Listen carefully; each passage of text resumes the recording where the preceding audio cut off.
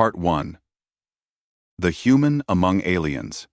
The stars of the Litherian system shone cold and distant, their light reflecting off the metallic towers of the capital world, Vorin Prime. To the galaxy, it was a jewel of alien power, a city of towers that reached into the clouds, streets filled with creatures of all shapes, and technology that seemed almost alive.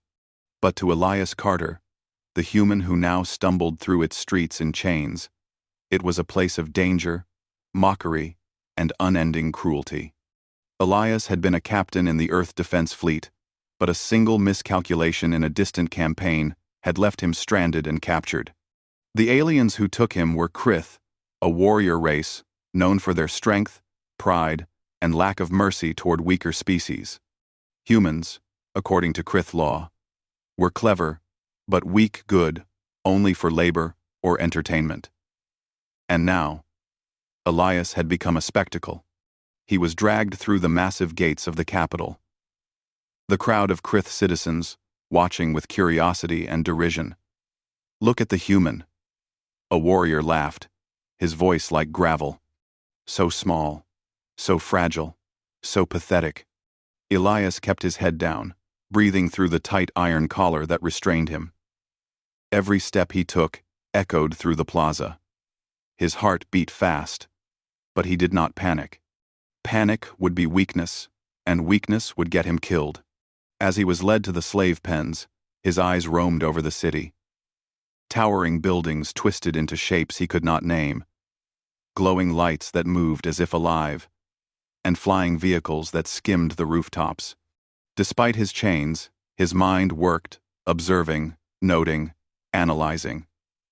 The Krith were strong, yes, but they were also arrogant. They underestimated him. That would be his advantage. At the pens, he saw others, humans, Thrins, and lesser species, all crowded together. They had dull eyes, their spirits broken from years of abuse. Elias's throat tightened. He would not be like them. Not yet. "Stand there!" A Krith warrior barked, pointing at him with a clawed hand. Elias obeyed. The warrior circled him, sneering. "You will learn your place, human. You are nothing here." Elias said nothing. Words were useless now. Actions, patience, and observation mattered more. From the shadows above, watching the scene, came a presence that made Elias pause. A figure unlike the others moved silently across the upper balconies. Tall, graceful, with flowing robes and a crown of silver feathers. Liara, the Krith princess, watched him. She did not look at him with mockery or disdain. Instead, her eyes, sharp and calculating, measured him, like a scientist studying an experiment that might surprise her. The other warriors did not see her. They laughed and jeered, throwing small objects that hit Elias but did not injure him. He took the blows silently, moving with the ease of a trained soldier. 1, 2, 3. Each strike was an insult, but each also gave him information. Their strength, speed, and patterns. "You can barely lift that crate, human," one sneered, tossing a heavy metallic box near his feet. It landed with a loud clang, and Elias bent down, lifting it as if it weighed nothing. The warrior's laughter faltered. The day continued. Each task meant to humiliate him. He carried heavy supplies, cleaned floors with dangerous acids, and endured the glares of mocking warriors. Yet, in every trial, Elias noticed small things: a guard's weak spot in armor, a pattern in their movement, the way they underestimated humans. Each observation built a plan in his mind. During a brief rest, he allowed himself to glance at the princess again. Liara's presence was subtle, almost secretive. She spoke no words to him yet, but her gaze lingered. Something about the human made her curious. He did not flinch, did not beg, did not break under the cruelty. There was strength in him that she recognized, not physical strength alone, but the strength of spirit. At night, when the pens were quiet, Elias lay on the cold floor, chains digging into his wrists. Other humans whispered, terrified. "He won't last a week," one said. Elias only smiled faintly in the dark. They did not understand. Survival was not about fighting every battle. It was about patience, observation, and knowing when to act. Liara returned that night, silently descending from the balcony above. She did not speak, but placed a small, glowing device near him. It was a tool, simple, yet powerful, that could help him in his tasks tomorrow. Elias picked it up slowly, understanding her message. She was watching, and she believed he could endure. The next day, the Krith brought a challenge. Carry a molten metal container across the training yard without spilling. Many slaves had tried and failed, burned or beaten. Elias studied the Krith guard's movements, timing, and weak points. He lifted the container, moved with careful precision, and reached the finish line unscathed. The warrior's mockery turned into surprise and muttered admiration. Liara observed, a faint smile on her lips. She whispered to herself, almost to no one, "He's ours." Elias, unaware of the exact meaning yet, felt a flicker of hope.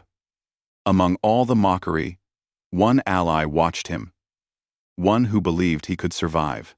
He had no idea what this alliance might mean, but for the first time since his capture, he felt a spark of possibility. The Krith warriors continued their ridicule, but something had changed. Elias's resilience and skill were no longer invisible. They glanced at him differently now, some with caution, some with anger, and a few with reluctant respect. The human had survived the first day, and in the alien empire, surviving was the first step to changing destiny. As night fell again, Elias looked up at the stars from the cold pen. He imagined the earth far away, the blue oceans, green lands, the people he had left behind. A distant memory of home strengthened his resolve. He would endure, he would learn, and one day, he would turn the tables. And in the quiet darkness, a princess's whisper echoed in the shadows, promising something extraordinary. The sun rose over Vorin Prime, casting long, golden beams across the alien city. The towers gleamed, and the streets below hummed with life. Flying vehicles zoomed between spires. Merchants shouted their wares, and Krith warriors trained relentlessly in the courtyard. Yet amid all this power and chaos, one human moved silently, unnoticed by most, but observed keenly by one. Elias Carter awoke in the slave pen to the cold floor beneath him and the chains that bound his wrists. Another day had begun, a day of labor, mockery, and survival. But Elias's mind was already working. He had learned the rhythms of the Krith guards, the flow of the city, and the weaknesses in the routines of his captors. Every glance, every movement, every sound could become an advantage if he paid attention. He rose slowly, stretching his aching muscles. Other humans in the pen watched him with quiet envy. "How do you do it?" whispered one. "How do you stay strong?" Elias looked at them with calm eyes. "Strength is not just muscles," he said softly. "It is patience, observation, learning. You survive by knowing when to act and when to wait." His words did not comfort them much, but they planted seeds of hope. Elias had always believed that human spirit, ingenuity, and adaptability could triumph over brute strength. Here, surrounded by aliens who mocked everything human, he would need every ounce of that belief. As the guards arrived to take him out for the day's work, a shadow moved above. Princess Liara watched him again. This time, closer. She had chosen to remain silent the previous night, testing him from afar. And now her curiosity had grown into something more deliberate. She wanted to see if the human's courage was real, or just luck. Elias was led to the central training yard, a massive open space where the Krith tested strength, endurance, and obedience.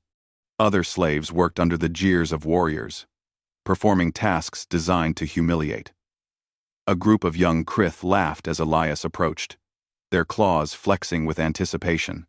"Human!" one shouted, voice booming. "Today you carry the energy cores up the tower. Fail, and we will enjoy your screams." Elias merely nodded, calculating the weight of the cores and the height of the tower in his mind. Every detail mattered. He could not afford mistakes. The first core was heavy, but manageable. Elias lifted it carefully, adjusting his stance. He noticed a Krith guard shifting his weight awkwardly, a hint of exhaustion or complacency. Humans might be smaller, weaker, but we adapt, he thought. We learn faster than any brute strength can match. Step by step, he climbed the tower, the core in his arms. The other slaves stumbled and dropped theirs, earning shouts and strikes from the warriors. But Elias reached the top without faltering. The Krith laughed less now, some exchanging uneasy glances. From the balcony above, Liara's gaze followed every movement. She saw the human's control, his calm under pressure, and the precision of his actions. She had expected cleverness, yes, but not this level of composure. A strange respect stirred within her. When he reached the top, Liara whispered to herself, almost as if no one else existed. Back on the ground, the other slaves whispered among themselves. Elias had survived what they believed impossible. Whispers spread. The human is different. The human is clever. The human is clever. The day continued with tasks that combined danger and ridicule. He carried crates across narrow beams, balanced on moving platforms, and endured heated debates from warriors who expected him to fail. Yet he observed, adapted, and survived. By mid-afternoon, Liara decided to intervene subtly. She signaled a guard with a faint gesture, small adjustments that made tasks slightly easier for Elias, without the other Krith noticing. A tiny door left unlocked, a piece of equipment slightly adjusted, nothing obvious, but enough to increase his chances. During a brief break, Liara descended quietly to a corner near the pens, disguised by the crowd. She spoke softly, barely audible, yet perfectly clear to Elias. "You are clever. You survive. But survival alone will not protect you here." Elias's heart skipped a beat. He had not expected her to speak, and yet, here she was, the princess, the most powerful Krith alive, offering advice.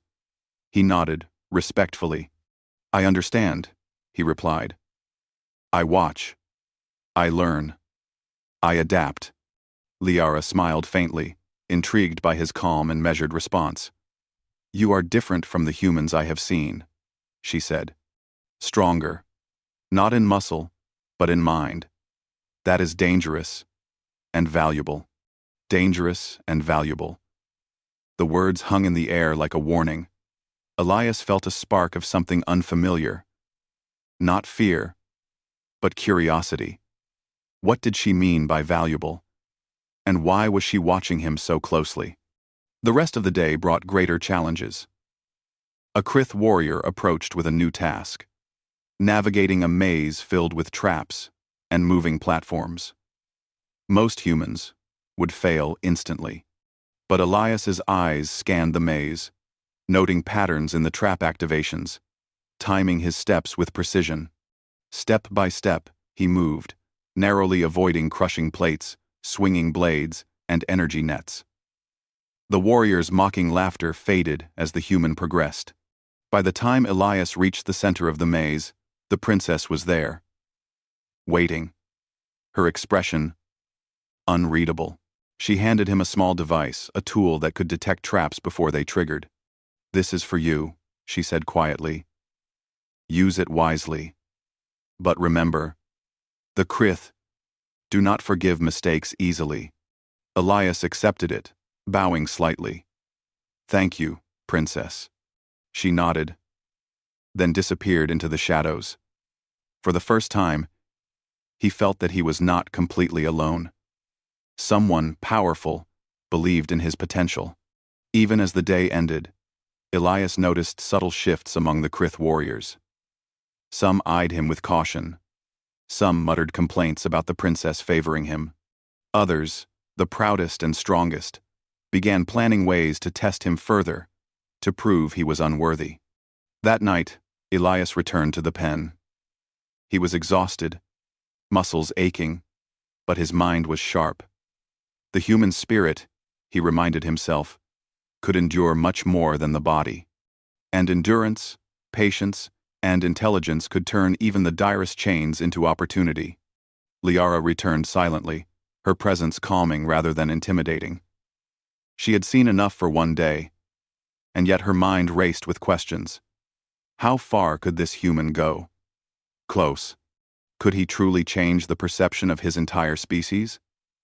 And if he survived, could he survive her world? She placed another device near him, a small, glowing cube that could help him in his next day's challenges. "You are ours," she whispered again. Not as a slave, not as a pet, but as something more, something important. Elias did not yet know what the full meaning of her words was.